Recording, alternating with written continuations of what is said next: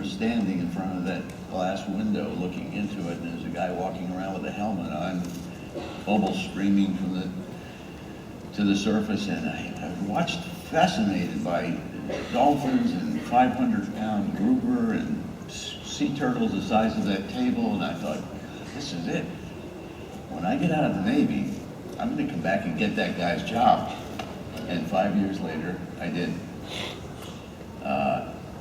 And I climbed the ladder very quickly and it was just a matter of luck. They were doing a movie called Flipper, and I was chosen to represent the Seaquarium. The Seaquarium supplied the dolphins and a trainer, and that was me.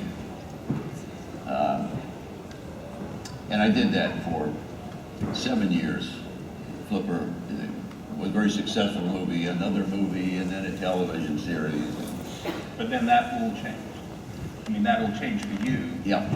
In a heartbeat, in a sense, or the lack of a heartbeat. And then from then on, you know, with your work, 1970, the Dolphin Project was started on Earth Day, which is April the 22nd. 22nd. Yep.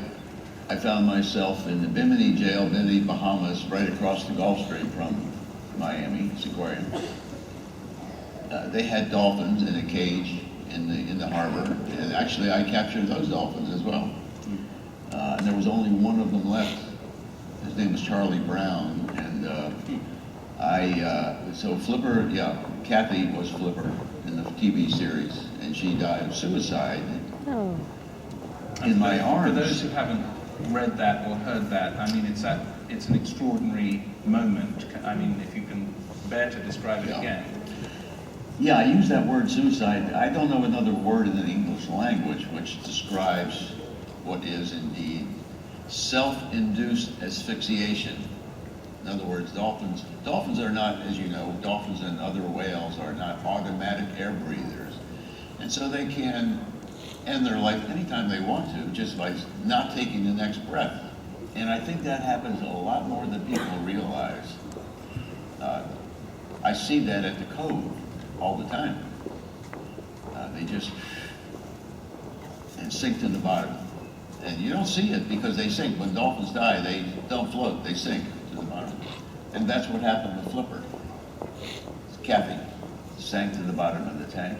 I jumped in, went to the bottom, and brought her body back up. I didn't know she was dead. I never saw anything like that before. I was absolutely shocked. It was the day before Earth Day, 1970. I'd gone out just to visit her. I quit by then. And I got my knee up against her lungs and tried to give her artificial respiration, and I could see bubbles coming out of her wall. She was gone. I was angry. I was going to free every Kathy dolphin that I could, and I remembered Charlie Brown. Right. In Bimini, and the next day I was there, cutting fences.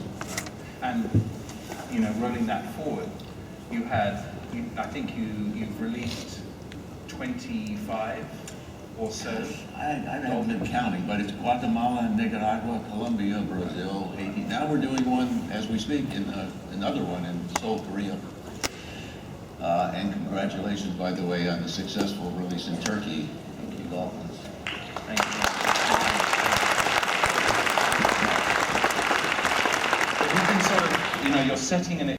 Ask anyone who's got a question to come to the lady at the front there and stand there, and that makes it much easier, otherwise we're darting all over the place. So if you've got a question for Ric, go and stand there. I'm just going to take a couple. couple. And just while you're doing that, Ric, further thoughts. I was going to say that I hope that when I'm as young as he is, that I have the energy and the drive and the determination and the perseverance that Ric has, because, wow.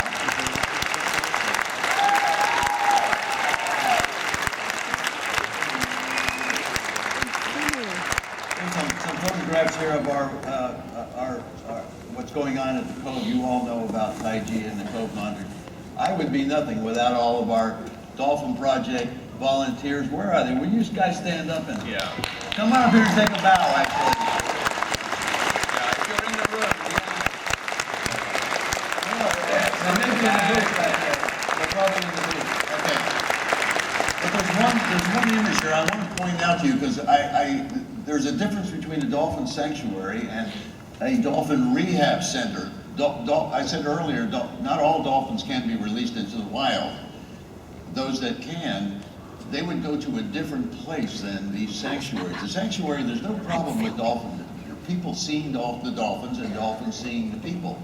When you want to release them, you have to take them to a wild place. Right. And there was an image here of the largest sea pen, I think, in the world. My son built in, this is in Bali, a traveling dolphin show. It was built for these dolphins. It was built in their home range. And when we went with the police to have these dolphins confiscated, the owner of the dolphinarium, it's a very corrupt place, Indonesia, was able to stop the confiscation. The sea pen is still there today, and it's about a quarter of a mile from the shoreline. We call it Camp Lumba Lumba. Lumba means dolphin. Lumba Lumba means more than one dolphin. And it's there right now. And at some point, because things are changing also in Indonesia, we have a new president there that is fighting corruption, and we think we'll be able to get all the dolphins in Indonesia were captured in the same place, in a national park in central Java. And that's where we built this remote, actually Lincoln's going back there when we leave here. So there's a lot happening you don't hear about, and we don't always put it on our website because we have a lot of detractors. If they know what we're doing, they'll try to stop us. Yeah, but I can tell you guys because you're on our side. And we need places like that in Europe, and we need places like that in South America and the Caribbean, and we need places like that in the States, so that there's always somewhere for dolphins to go. I'm going to go to the audience, and there is a little queue of people here, and I can see 3 people.